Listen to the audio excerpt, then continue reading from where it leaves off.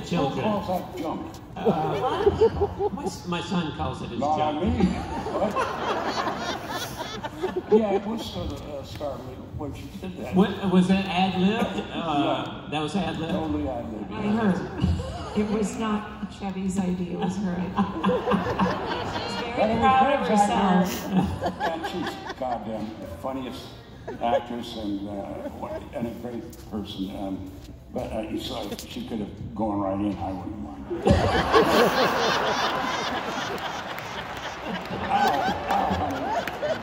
No, I mean, she was just, we were so close, and the whole cast got that way, you know? Yeah. And so after I porked her,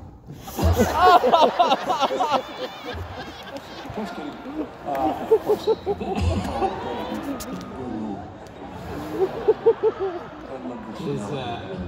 in your eyes.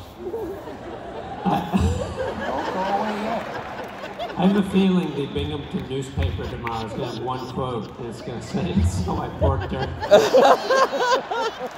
Oh, Chevy Chase. I love that I made pork into a Brings his fucks and porking her to the Veterans Arena. Nah, I've never porked anybody in 40 years, except my wife. Of course. Never. We've gotten off the rails a little bit, Chevy. I think we're trying to rein this in. I don't mean I porked my wife. It's a Wow. It's a saying. A saying? I know. Never mind. Let's move on. Listen, ladies, Wilson. Yes, move along. Actually, that kind of leads into this question, maybe. Mark from Binghamton wants to know, are you anything like Clark Griswold? Like you personally, Chevy Chase, are you at all like Clark? Honey, am I? Oh. Yeah, I guess I am. A little bit, yeah. By the way, I'm not a good actor. I just, you know. I think you're I just play fantastic that guy. But, I mean, I've done some, you know, other movies. I mean, Lord of the Rings and...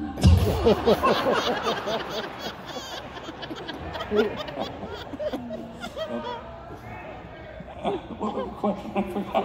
It doesn't matter. Well, I think we got to it. Kathleen wants to know, this is a new one. Do you have a favorite Christmas song? That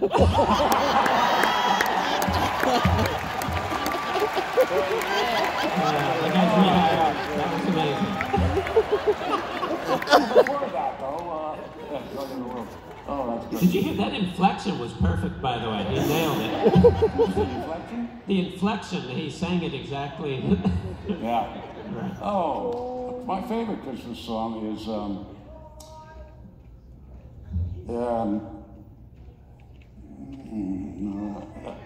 that wasn't Lord of the Rings. What? She wanted you to sing it. Okay, when you I'll come just to sing it. it.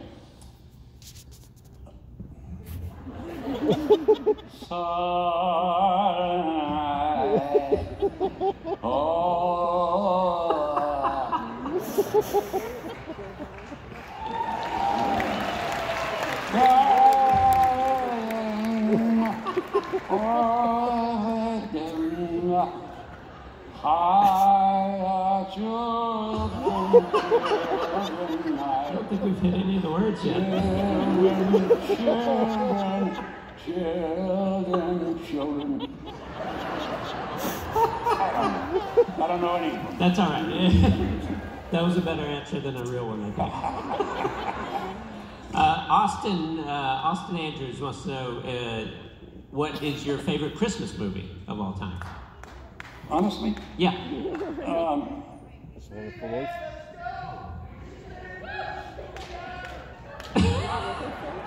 That's exactly what I just said. He was going to get to it.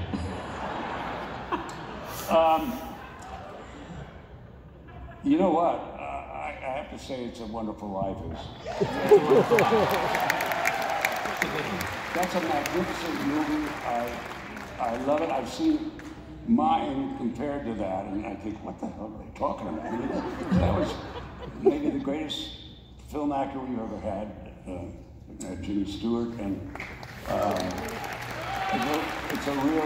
it's a great movie and a tearjerker, and so well done, and it's, I don't think he made more than $12,000.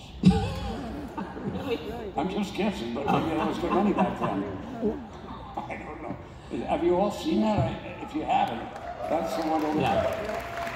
Really good, yeah. That is a great one. But I do think that ours is, you know, good.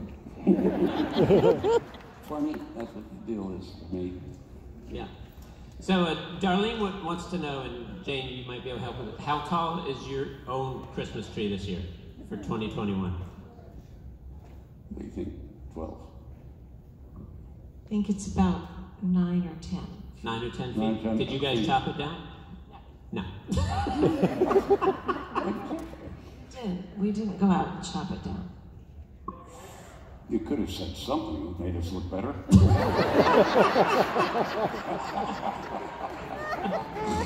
Anyway, no, yeah. So, this is probably a question for Janie as well. Darlene Bunting wants to know, Chevy, will you marry her? Marry Darlene? Yeah, Darlene wants to know if you can marry her. Janie, Right, yeah. No. So, how long have you guys been married? Say what? How long have you been married now? 40 years. 40 years. In June. Wow. In June, yeah. That's amazing. Yeah. Our middle daughter, Kaylee, is getting married in June next year. You bet. And then in July, our oldest daughter, Sydney, is having our first grandchild. Yes! That's fantastic. That actually does lead us into this next one. Brooke says, my fiance and I are getting married in June of 2022. Do you have any advice for them as soon to be newlyweds? That's what? Advice for two people getting ready to get married. What do you have any advice that's helped you guys last 40 years? Keep your pants on. Keep your pants on, Brooke. That's what Chevy says. Until the marriage. I hope someone gives Brooke like a needlepoint thing that just says, keep your pants on, quote Chevy Chase. Anyone's friends with Brooke, that's the perfect wedding gift. Oh my God, I mean, that question probably comes up a lot with real families. Yeah, I think so. What was the question? Sorry. Philip from Vestal wants to know, what does Bill Murray smell like? Hold on. I'm trying to get it. Bill, it smells like shit, you know? But he's still one of my loves. Yes. Yeah, I don't know what he smells like. Why would you ask that? Which armpit? What do you think? I have a feeling that the name is fake too. He kind of looks like he doesn't shower a lot. Maybe that's what that could What be. did you say? Billy looks like he doesn't shower a lot. No, he doesn't smell like that either. I think this might be a fake name because it's signed Philip McCrevis. Philip McCrevis. Who's Crevice? What? We think it's a made-up name. It's a made-up name. Philip. How do you know? Philip Well, McCrevis. I Mike don't. Crevice. Yeah. Mike Crevice. Right. I'm for that. Right. That's a good name. Philip Mike Crevice. Does he have a question? That was the question. Philip McCrevis asked, what does Bill Murray smell Murray like? smell like? Yeah. He didn't want to sign his real name, too.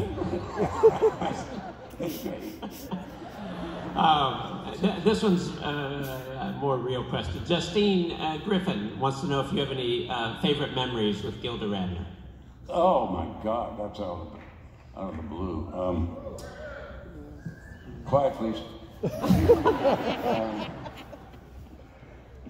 You know, it was a terrible thing when Gilda died, but I remember one of the things that goes to my mind is walking her home after either rehearsal or the actual show, and just walking with her.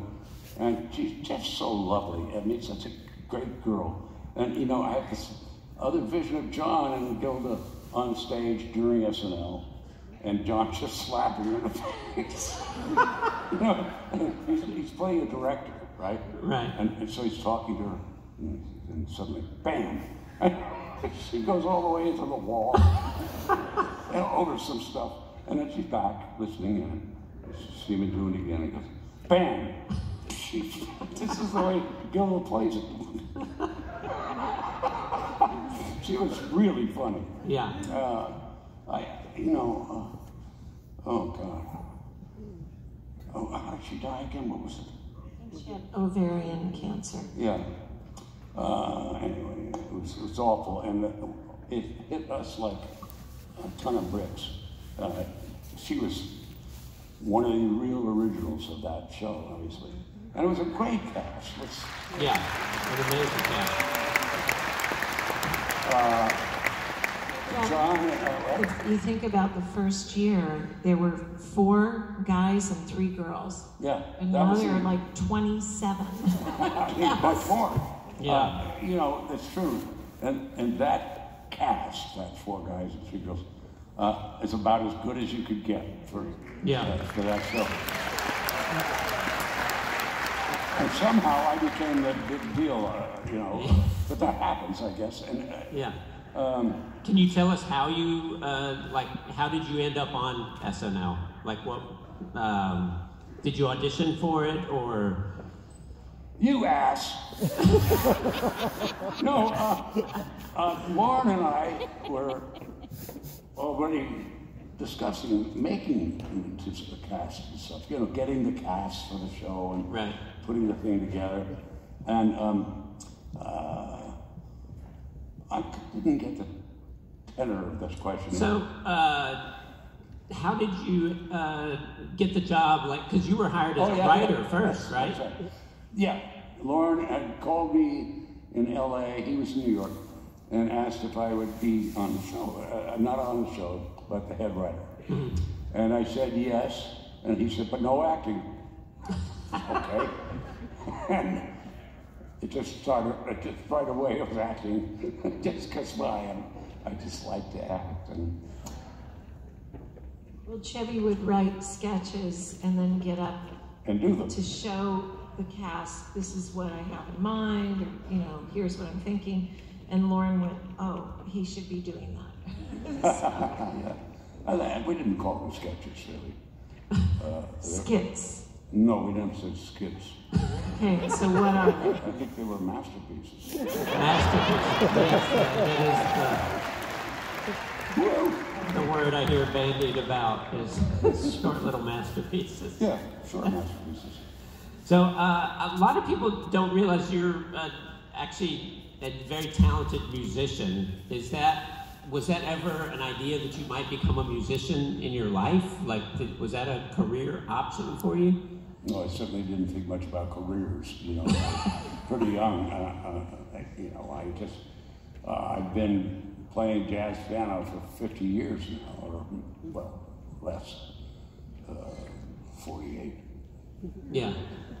I am a jazz pianist, and if you want to hear me, tough shit. There's no piano. Yeah. If they would bring a piano, You were the original drummer on Steely Dan. for Steely Dan, before Steely Dan. John from Binghamton wanted to know about that. Oh, okay. Did you have a question? Well, he said, did you enjoy being a drummer for Steely Dan? And maybe you could tell us how. I gotta tell you, I love being a drummer, and I'm a good drummer. But I didn't say so to Steely Dan when Fagan and Becker and we actually had the band in the college called the Very Bad Jazz Band. I swear. And because it was just where the kids would go in and listen and stuff. Anyway, when Fagan wanted to make it into Steely Dan. I said, go get a good drummer now. And I really did. This meant I'm not going to spend my life doing this. You know, I was thinking of comedy at that point and writing a lot. Yeah. So, Don recently said to me that you were a great drummer. I thought I ate shit. And he said, you were a great drummer. And I'm thinking back on it, and you know, I was.